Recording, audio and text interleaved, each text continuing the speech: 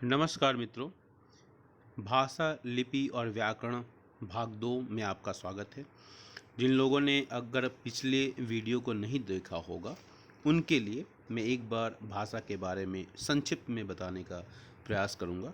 भाषा जिस साधन से हम अपने विचार बोलकर या लिखकर प्रकट करते हैं तथा दूसरे के विचार को सुनकर या पढ़कर समझते हैं, वह साधन ही भाषा है।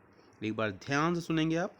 जिस साधन से हम अपने विचार बोलकर या लिखकर बोलकर या लिखकर प्रकट करते हैं तथा दूसरे के विचारों को सुनकर या पढ़कर समझते हैं, वह साधन ही भाषा है। हमने पिछली वीडियो में इस बात की भी चर्चा की थी कि भाषा के रूप दो हो सकते हैं, दो होते हैं, मौखिक भाषा और लिखित भाषा। मतलब स्पोकन और रिटन फॉर्म में भाषा हो सकती है। इसके बाद हमने चर्चा किया था मातृभाषा, राजभाषा और राष्ट्रभाषा। इसके बाद सबसे जो प्रमुख बात की थी, जहाँ पर बच्चों को कन्फ्यूजन होता है, जहाँ पर उनको संदेह हो जाता है, वह है बोली, जिसको अंग्रेजी में कहते हैं डायलेक्ट। तो बोली क्या है? भाषा का जो क्षेत्रीय रूप होता है उसको हम बोली कहते हैं। मतलब बोली और भाषा में अगर कोई अंतर पूछे तो हम ये कह सकते हैं कि बोली जो है एक क्षेत्र विशेष में बोली जाने वाली होती है, जबकि भाषा का क्षेत्र व्यापक होता है। इसके अलावा भी और अंतर हैं, जैसे व्याकरण का अंतर होता है, बोली में अपना व्याकरण नहीं होता है, भाषा में अपना व्याकरण होता है। ठीक है, तो ये हम भाषा और बोली के बीच में कुछ अंतरों के साथ हम आगे बढ़ते हैं। आज अपने वीडियो को ज़्यादा बड़ा न करते हुए लिपि के बारे में हम बात करेंगे। आखिर लिपि क्या है? जब हम कोई भाषा बोलते हैं, जब हम कोई भाषा को हमको लिखने की जब बात आती है, तो लिखने के लिए कुछ खास चिन्हों का प्रयोग करना पड़ता है। ठीक है, तो लिपि के बारे में अपने भावों विचारों को अगली पीढ़ी तक पहुंचाना, ठीक है, और अस्थायी रूप प्रदान करने के लिए विकास किया गया। लिपि का विकास क्यों किया गया? पहली बात, अपने भावों विचारों को हम भाषा के रूप में हम तो कम्युनिकेशन कर रहे हैं, लिखित रूप में भी हो सकती है, मौखिक रूप में हो सकती है, लेकिन अब जब सवाल इस बात का उठता है कि हम अगले जनरेशन तक इस बात को कैसे पहुंचाएं, तो हमको एक विधा डेवलप करनी होगी, एक व्यवस्था बनानी होगी। तो उसी व्यवस्था के बारे में बात हो रही है। अपने भावों और विचारों को, अपने भाव, अपने हमारी जो फीलिंग है, हमारे जो थॉट्स हैं, विचारों को अगली पीढ़ी तक नेक्स्ट जनरेशन तक पहुंचाने के लिए और उसको अस्थायित्व देने के लिए, स्टेबिलिटी आ जाए कि एक परमानेंट एक पैटर्न बन जाए, अस्थायी रूप प्रदान करने के लिए इसका विकास किया गया।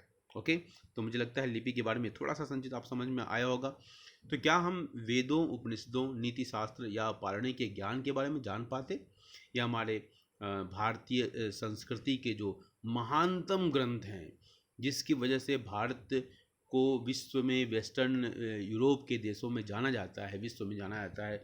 भारत का जो आयुर्वेद है, अथर्ववेद है, शिल्प शास्त्र है, या भारतीय अगस्त्य मुनि का जो ज्ञान था, आर्यभट्ट का जो ज्ञान था, इन सब सारे जो चीज़ें हम, जिसकी वजह से भारत विश्व पटल पर अपने प्राचीन मूल्यों की वजह से जाना जाता है, तो क्या हम वेदों, उपनिषदों, नीति शास्त्र या पाणि का जो ज्ञान था, उन सब के बारे में, अष्टादश पुराण सुव्यासस्य वचनम उद्यम, ये इस तरह की जो बातें हुई, नीति शास्त्र, चाणक्य की जो नीति है, विदुर की जो नीति है, ये सब जो बातें हुई, हाँ, उसके बाद के काल में भी बहुत सारी बातें लैंग्वेज के रूप में डेवलप हुई। हर राज्य काल में कुछ न कुछ विकास होता रहा।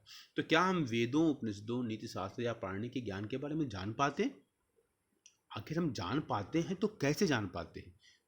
तो उसके पीछे कहीं ना कहीं एक सिस्टम का डेवलप होना है।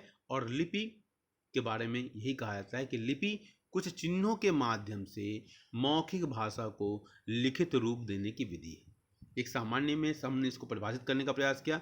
लिपि क्या है? लिपि कुछ चिन्हों के माध्यम से मौखिक भाषा को लिखित रूप देने की विधि है। अब हम यहाँ पर विचार करेंगे आपके सामने।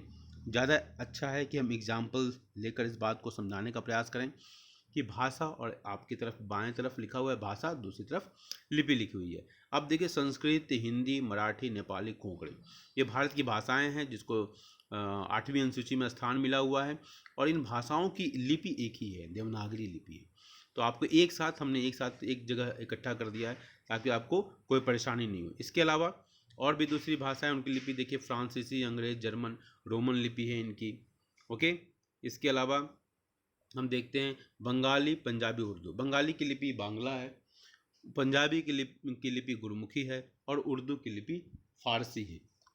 तो इस तरीके से आपको एक पूरा अच्छा सा कलेक्शन मिल गया जिसमें आप भारत की विभिन्न भाषाओं की लिपियों के बारे में आप जान पाए।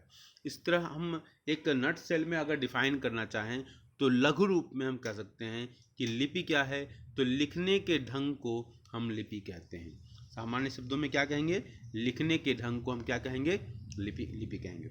अपने उन दर्शकों के लिए क्वेश्चन में छोड़ता हूँ जिसको आप कमेंट बॉक्स में अपना उत्तर लिखेंगे। आपको बताना है कि भारत में कितनी भाषाएं हैं, भारत में कितनी भाषाएं हैं जो संविधान प्रदत्त भाषाएं हैं, मान्यता प्राप्त भाषाएं हैं।